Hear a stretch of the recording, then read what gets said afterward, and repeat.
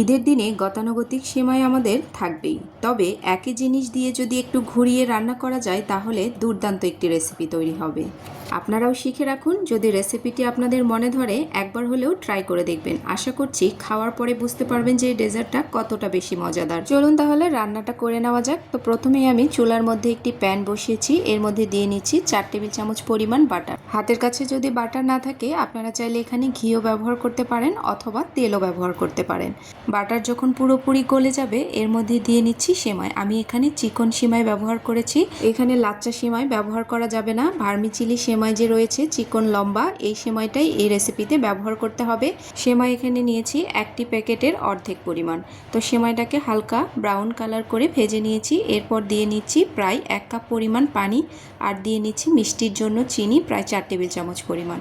এই পর্যায়ে চুলা জালটাকে মিডিয়ামে রেখে পানিটাকে পুরোপুরি শুকিয়ে নিতে হবে।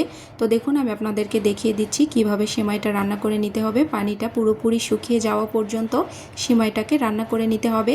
তো এই পর্যায়ে দেখুন প্যানের গা থেকে সেমাইগুলো ছেড়ে ছেড়ে আসছে। এই পর্যায়ে সেমাইটাকে নামিয়ে একটা প্লেটের মধ্যে নিয়ে নিতে হবে।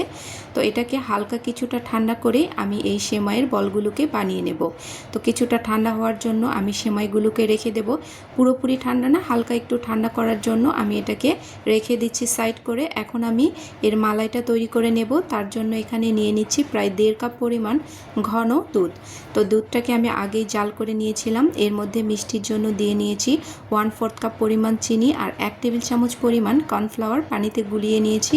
দুধের সাথে সবগুলো উপকরণ ভালো করে মিলিয়ে নিয়ে এই পর্যায়ে চুলা জালটাকে জ্বালিয়ে নিতে হবে। তো দেখুন মালাইটা একদমই থিকনে চলে এসেছে। 5 থেকে 6 মিনিটের মতো জাল করলেই এই মালাইটি একদম রেডি হয়ে যাবে।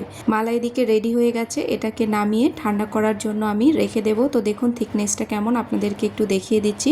অনেক বেশি ঘনও না আবার অনেক বেশি পাতলাও না। তো এটাকে আমি নামিয়ে নিয়েছি। এখন সেমাইয়ের বলগুলোকে বানিয়ে নেব। এটা কিন্তু হালকা কিছুটা গরম রয়েছে। এই পর্যায়ে আমি বলগুলোকে বানিয়ে নেব, আর এগুলো বানিয়ে নিতে খুব একটা বেশি সময়ও লাগে না। তো দেখুন একদম রেডি হয়ে গেছে। এখন উপর থেকে একটু পেস্তা বাদাম কুচি দিয়ে নিচ্ছি। আপনারা চাইলে এখানে অন্য যে কোনো বাদাম ব্যবহার করতে পারেন। এখন এই মালাইয়ের মধ্যে সেমাইয়ের বলগুলোকে ছেড়ে দেব। তো দেখেই বুঝতে পারছেন এটা কতটা লোভনীয় হবে, আর এটা খেতে অনেক বেশি মজাদার। তৈরি করতে মাত্র 10 থেকে 15 মিনিটের মতো সময় লাগবে। আপনারা অবশ্যই ঈদে এই ডেজার্টটি ট্রাই করে দেখতে পারেন, খেতে দুর্দান্ত হয়। আমরা তো সেমাই একইভাবে রান্না করেই থাকি, সেটা আমাদের টেবিলে থাকবেই।